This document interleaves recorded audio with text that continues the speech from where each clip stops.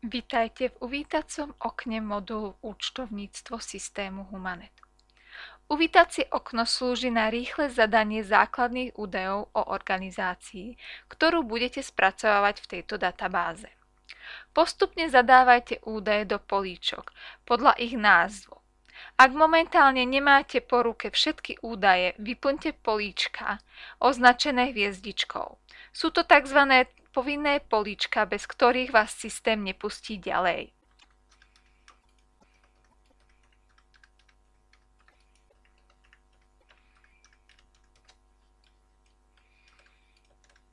Kód pre IČ-DPH vyberte z výberového zoznamu. Ak ste platiteľom DPH, označte políčko platca DPH.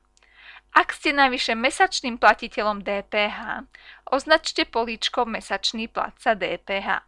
V prípade, že ste platiteľom dane, ktorý musí daň prepočítavať koeficientom podľa zákona o DPH, tento koeficient vpíšte do políčka koeficient. Z výberového zoznamu políčka registračná povinnosť vyberte vašu registračnú povinnosť pre DPH. Údaj zadaný v políčku dní splatnosti určuje počet dní splatnosti na účtovných dokladoch a vo fakturácii. Údaj zadaný v políčku počet miest analytiky určuje počet analytických miest účtu v účtovom rozvrhu. Venujte tomuto údaju pozornosť, pretože po uložení okna sa už počet miest analytiky nedá zmeniť. Políčka registrácia 1 a registrácia 2 slúžia na zadanie údajov o registrácii organizácie.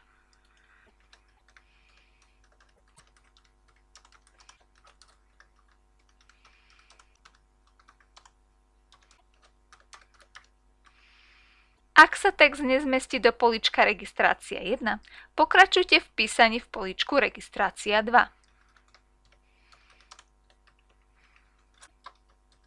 V políčku právna forma vyberte právnu formu vašej organizácie.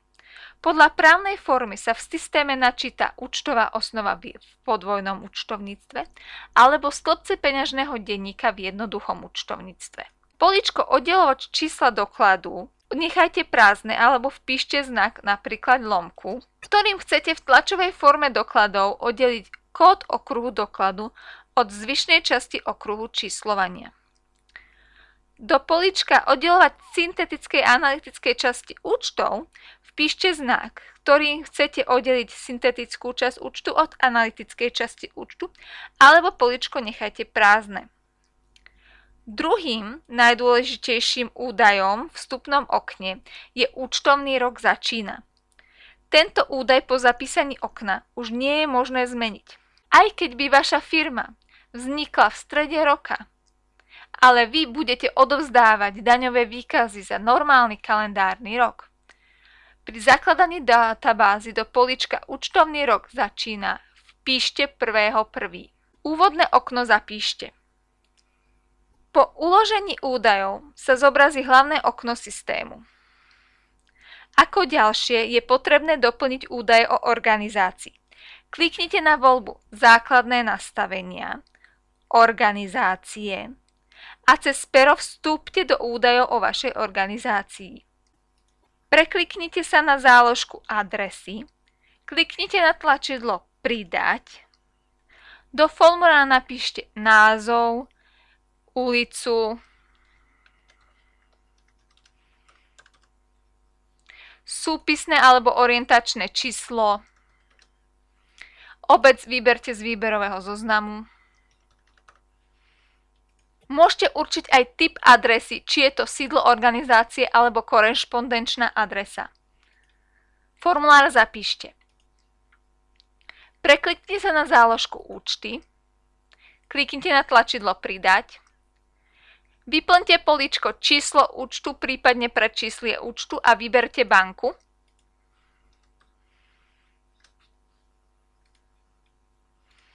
Políčko IBAN nemusíte hneď vyplňať, systém ho pri zápise sám vyplní.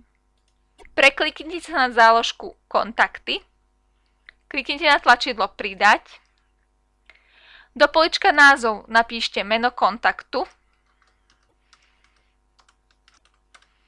kliknite na tlačidlo Zapísať. V riadku kontaktu kliknite na ikonu pera. Otvorí sa vám na novú formulár kontaktu. V časti spojenia kliknite na tlačidlo pridať. V časti spojenie v políčku typ vyberte typ kontaktu, napríklad e-mailovú adresu. A v políčku spojenie pre kontakt vpíšte konkrétny kontakt, v našom prípade e-mailovú adresu.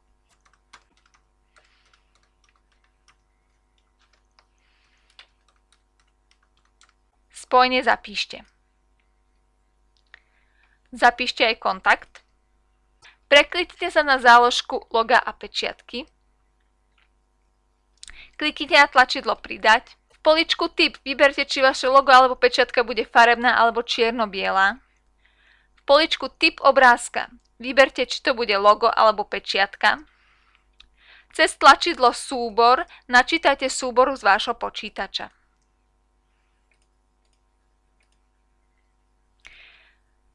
Kliknite na tlačidlo zapísať. Prekliknite sa na záložku nastavenia účtovníctva. Formulár tejto záložky je veľmi podobný úvodnému oknu, avšak pribudli tu políčka ako SK na C, SIT a hlavná prevažná činnosť. Ak je to potrebné, tieto políčka môžete vyplniť. Údaje zapíšte.